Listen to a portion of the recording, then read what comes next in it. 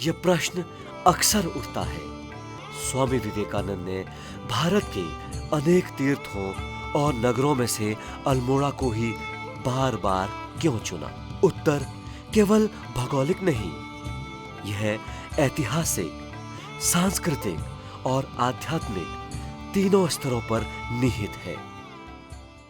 स्वामी विवेकानंद की अल्मोड़ा यात्रा न केवल अल्मोड़ा वासियों के लिए बल्कि पूरे विश्व के लिए एक चौंकाने वाली घटना थी, क्योंकि अल्मोड़ा का जो आध्यात्मिक क्षेत्र है वो स्वामी विवेकानंद की यात्रा को अपनी ओर आमंत्रित करता है। लेकिन स्वामी विवेकानंद जी ने अल्मोड़ा को ही अपने इस महत्वपूर्ण यात्रा के लिए क्यों चुना, यह एक महत्वपूर्ण विषय है, महत्वपूर्ण प्रश्न है।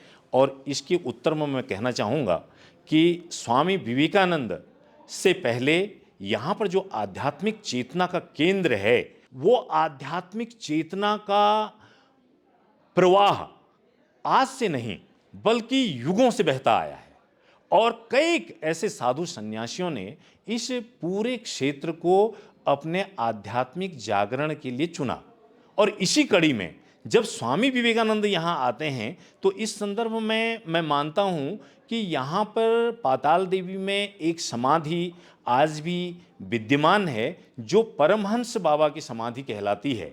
मैं ये मानता हूँ व्यक्तिगत रूप से कि वो परमहंस बाबा का सीधा संपर्क कहीं ना कहीं रामकृष्ण परमहंस जो स्वामी विवेकानंद के गुरु हैं उनके साथ रहा होगा, और इनके परस्पर वार्तालाप के फलस्वरूप ही स्वामी विवेकानंद को इस क्षेत्र की यात्रा करने के लिए प्रेरित किया गया होगा।